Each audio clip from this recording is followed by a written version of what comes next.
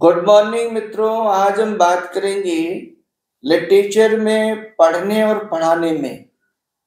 Literature के जो tools है, लिटरेरी टर्म्स, फिगर्स और टर्मोलॉजी, उनमें से ये बहुत जरूरी हो जाता है कि हम इन्हें बारीकी से समझे ताकि हम राइटर्स की जो क्रिएटिविटी है, राइटर्स की जो अप्रोच है, जो उनको समझ सकें। और मैं जनरली कहता रहा हूँ सभी वीडियोस में, और मैं इंच बाय इंच ऐसे टर्म और ऐसे फिगर्स जिनको essentially for the purpose of academic और कॉम्पिटिटिव एग्जाम्स समझना बहुत जरूरी है। आज हम बात कर रहे हैं पोएटिक लाइसेंस। ये चाहे आपका बिगिनर्स इन लिटरेचर हो, चाहे हायर पर्पसेस इन लिटरेचर पढ़ने पढ़ाने से हो, हमें जानना और क्लियर करना बहुत जरूरी है। तो आज के डिस्कशन में हम चर्चा कर रहे हैं कि पोएटिक लाइसेंस क्या है, पोएटिक लाइसेंस के टर्मोलॉजिकल मीनिंग क्या है, इसकी डेफिनेशन क्या है, इसका मेन पर्पस क्या है और कितने प्रकार के पोएटिक लाइसेंस के टूल्स होते हैं, ये सब हम चर्चा करेंगे। तो लीजिए, सबसे पहले हम पोएटिक लाइसेंस जो टर्म है उसमें हम इस कंपोजिशनल टर्म को पहले हम जब करते हैं और हम इसको जब लेते हैं तो इसमें पहला सबसे मूल वर्ड आता है पोइट, और पोइट से बना पोइटिक। इन लैटिन लैंग्वेज में पोइट और पोइटिक के जो वर्ड मीनिंग है वो है पोइटा, और पोइटा का यह मीनिंग होता मेकर। लाइसेंस के रिगार्डिंग हम बात करते हैं, ये भी लैटिन वर्ड है, और ये जो वर्ड है इसमें लाइसेंसिया, लाइसेंसिया वर्ड का मतलब है परमिटेड। तो फिर ये क्लियर हो गया। एक हम शॉर्ट में बात करें तो पोएटिक लाइसेंस इन लिटरेरी व्यू, लिटरेचर के यदि भी पॉइंट से हम बात कर रहे हैं तो बहुत शॉर्ट में हम कह सकते हैं artistic freedom to bend rules for creativity.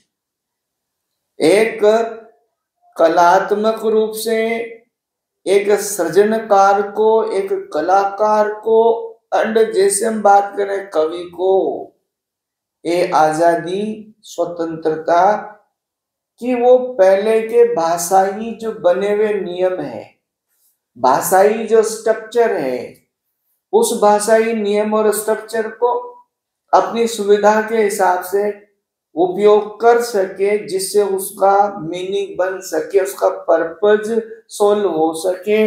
इसे हम पोएटिक लाइसेंस कहेंगे।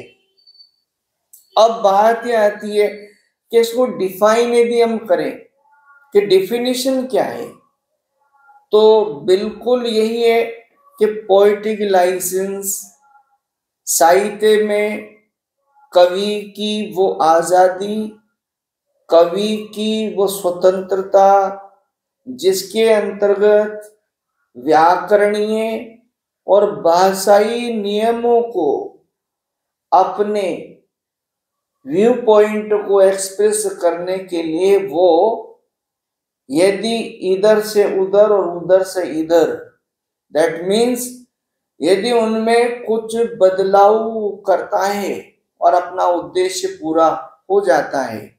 क्या क्या उद्देश्य? जैसे उसमें सिलेबल जो कि मैट्रिकल पर्पस है, या प्रोनाउंसिएशन और मीनिंग और एम्फेसिस, ये पर्पस पूरा करने के लिए जो किया जाता है उसको हम पोएटिक लाइसेंस कहेंगे। अब यहां पोएटिक लाइसेंस में when we have learned, जब हमें पता लग गया flexibility in diction, metre and rhyme, word order और मीनिंग, तो 17th सेंचुरी में जॉन ड्राइडन ने पोएटिक लाइसेंस को डिफाइन किया।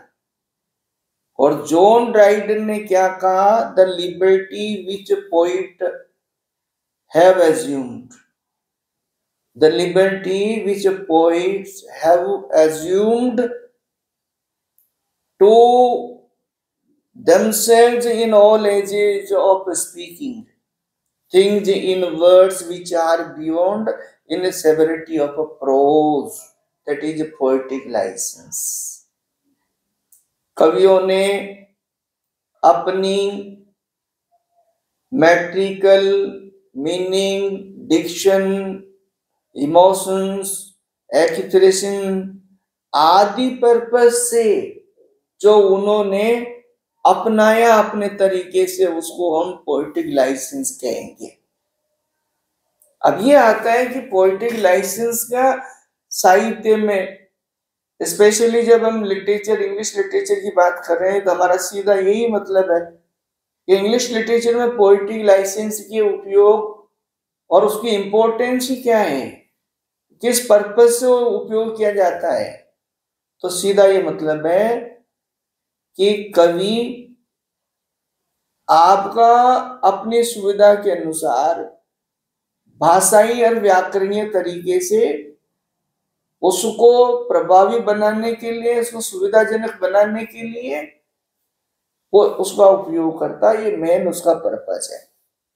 अब आगे जाकर बहुत बारीकी से हम बात करें तो हमारे पोएटिक लाइसेंस के बहुत सारे टूल्स हैं।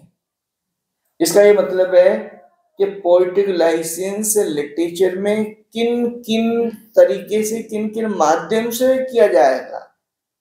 तो सबसे पहला आपका है ग्रामर, ग्रामेटिकल तरीके से पोएटिक लाइसेंस के अंतर्गत पोइट अपना रूल जो पहले का स्ट्रक्चरल ग्रामेटिकल बना हुआ है उसको बेंड कर सकता है, उसको चेंज कर सकता है। जैसे हम पैराडाइज लॉस्ट में बुक फर्स्ट में लेते हैं तो हमारा जो पोइट है जॉन मिल्टन ने अपना सेंटेंस सेट ऑन ब्रिक, इसका ये मतलब है कि जो सेट वर्ब से स्टार्ट हुआ, जनरली ग्रामेटिकल आइदर आपकी कोई सी भी ग्रामर हो भाषा की, उसमें सब्जेक्ट से शुरू होता है, लेकिन यहाँ वर्ब से उसको अपना metrical arrangement, rhythmic arrangement, rhyme arrangement, meaning arrangement, diction arrangement को मद्देनजर रखते हुए ऐसा करता है।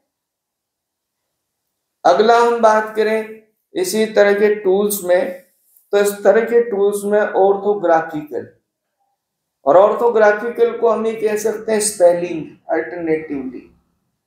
तो स्पेलिंग्स में भी बहुत सारी स्पेलिंग में चेंज करना, राइटर अपने तरीके से उसको अप्लाई करता, और ये हमने शेक्सपियरियन एज में भी देखा, और लेटर ऑन मॉडर्न्स और 17 और 18 सेंचुरी के पोइट्स ने भी ऐसा करना स्टार्ट किया। अपने मीटर की कंप्लीटेशन के लिए, डिक्शन की कंप्लीटेशन के लिए ऐसा राइटर करता है।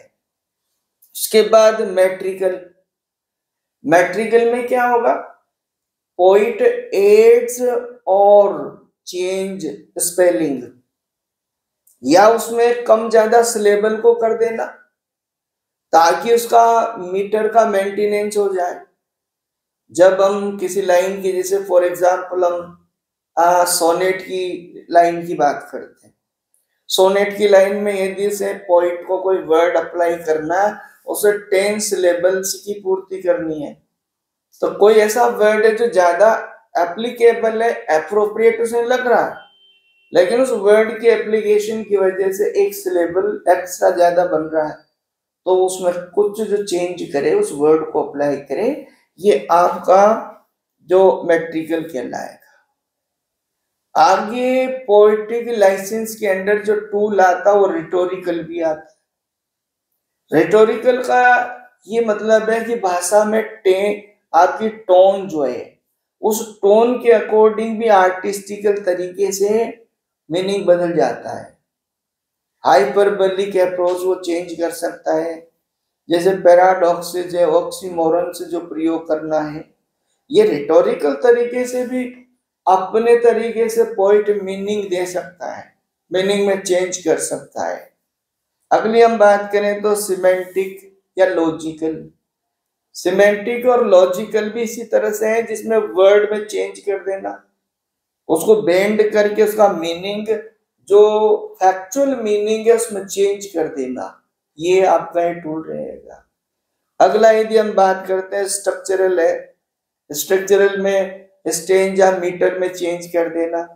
जैसे पहले कोई भी स्टेंजा, जैसे सर्टेन लाइंस का सर्टेन पैटर्न का चला आ रहा है, लेकिन यदि कवि को अपनी सुविधा लगती है कि नहीं, तो ये कर देना आपका पोएटिक लाइसेंस के अंतर्गत आपका स्ट्रक्चरल कहलाएगा।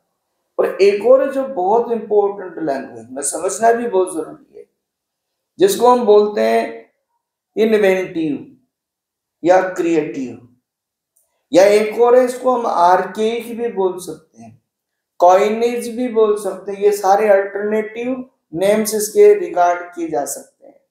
और इसमें क्या होगा, इसमें कवि अपने तरीके से सिंबॉलिक वर्ड क्रिएट कर सकता है, इसमें कवि अपने तरीके से आपके वर्ड को डिमिनिटिव फॉर्म दे सकता है, अपने तरीके से ओल्ड जो वर्ड्स है उसको यूज कर सकता है, उसका डिक्शनरी पर्पज क्या है, और पोइट ने अंडर पोइटिक लाइसेंस किस तरह से यूज किया।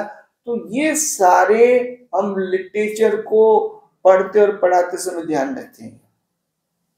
आपके एग्जाम पर्पस है और एक हायर आपका एकेडमिक और कंपटीशन पर्पस है, बहुत एसेंशियल हो जाता है। तो आज हमारे इस वीडियो में हमने बात की कि पोएटिक लाइसेंस कितना महत्वपूर्ण है, पोएटिक लाइसेंस का क्या मीनिंग है, इसके क्या पर्पज है, इसके टूल्स क्या क्या है जिसके माध्यम से पोइट पोएटिक लाइसेंस को अप्लाई करता है। मैं समझता हूं कि आप तक इस वीडियो के माध्यम से मीनिंग अंडरस्टैंडिंग पहुंची होगी, आपके लिए ये हेल्पफुल होगा। And thank you for watching, will meet next video.